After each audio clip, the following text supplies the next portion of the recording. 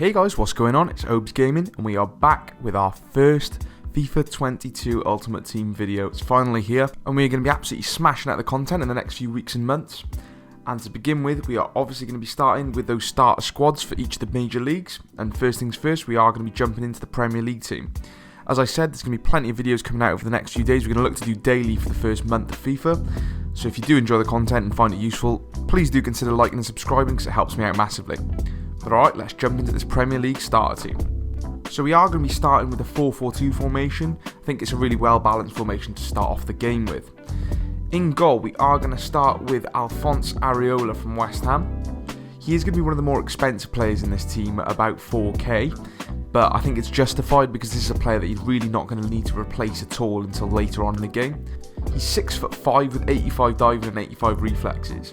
So, I mean, it doesn't really get a lot better than that, to be honest, with goalkeepers in FIFA. You know, last year Areola's card was still being used up till Team of the Season in FUT Champs, so there's no reason he can't be there to stay for most of the game.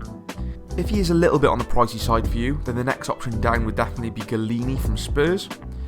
But then, after getting that Areola, your next upgrade is probably going to be, you know, your Edisons or your Alissons of the game, so I think he's there to stay, to be honest with you. So definitely worth the coins at the early stage.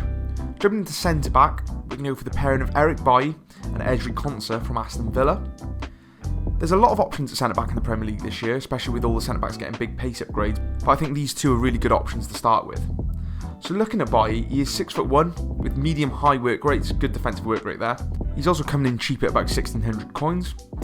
And look at that, so 79 sprint speed is lovely, and obviously with that acceleration split, a shadow is going to boost that right up, so the pace is going to be no problem at all. Got some really nice defending stats, again boosted by a shadow, lovely. And the dribbling's okay as well, 69 agility on a player that big is decent. Over to Konsa now, similarly, 6 foot tall, doesn't have the high defensive work rate, but the stats are arguably slightly better in some areas.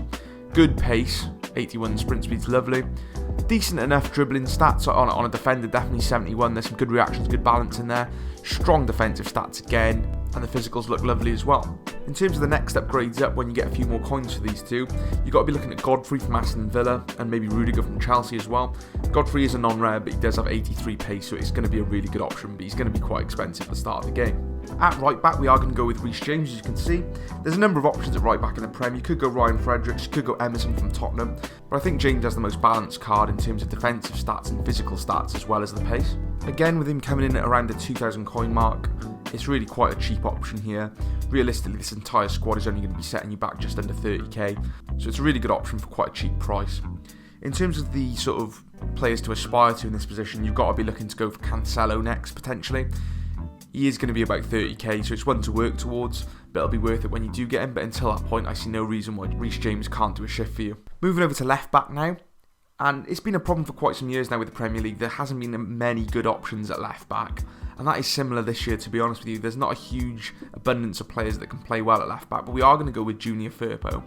He has got decent stats overall, 81 pace is okay, decent defensive stats, he's quite tall, so he's going to be a decent defender for you at the very start of the game, but this is going to be one of the first positions in this squad where I think you're going to want to improve and go to that next level up, and I think the answer to that is Luke Shaw. Moving on to the left mid position now, and we are going to be taking Steven Bergwijn from Tottenham. He has some nice all-round stats for an attacking midfielder slash winger, and I mean this card was really going to come to life when you slap an engine on him, boost that pace up, get those dribbling stats up and the passing and crossing as well. The dribbling is the only thing that sort of lets this card down. You'd expect a winger to have slightly more than 79 agility, but I think once you slap an engine on him, he's going to have more than enough ability to get you through those first few games until you can start to afford a better option there. And in terms of the next option up then, I think you've got to be looking for Alan Saint-Maximin. He is going to be quite pricey at the start of the game, but I think it's a worthwhile upgrade eventually when you can afford it. Moving over to the right midfield position now, and we are going to go with Dan James, for no other reason than the absolute raw pace, 95 pace, so that's 96 acceleration, 95 sprint speed.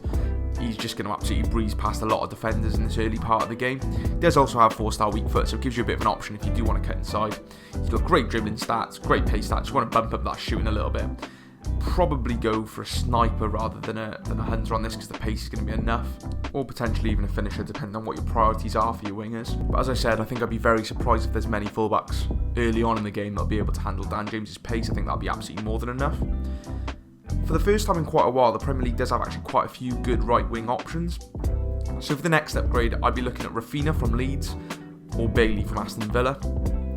Moving over to the centre mid positions now, and we are going to go for Decore from Everton. This guy is just an absolute all-rounder, box-to-box midfielder of dreams for this early part of FIFA. All of his base stats are above 70, and he's 3-star as well, so it's not bad. You know, he can go off that left foot if needs be, so he is just an absolute workhorse in that middle of the pitch. Will be able to get up and down for you. As I said, all of his sort of base card stats are above 70. You probably want to bump up that pace a little bit, but with the chem style on this card, you could go in a number of directions. You can stick a shadow on it and go purely defensive, but I think a lot of those defensive stats probably look high enough for a centre mid. I'd probably be going for an engine, get that passing up a little bit and that agility up a little bit, because that's looking a little bit low. But for the first part of the game, this guy is going to be able to get up and down absolutely fine for you.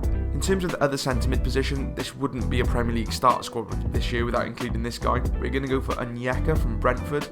He's probably going to be one of the most expensive players in this squad at about 5k.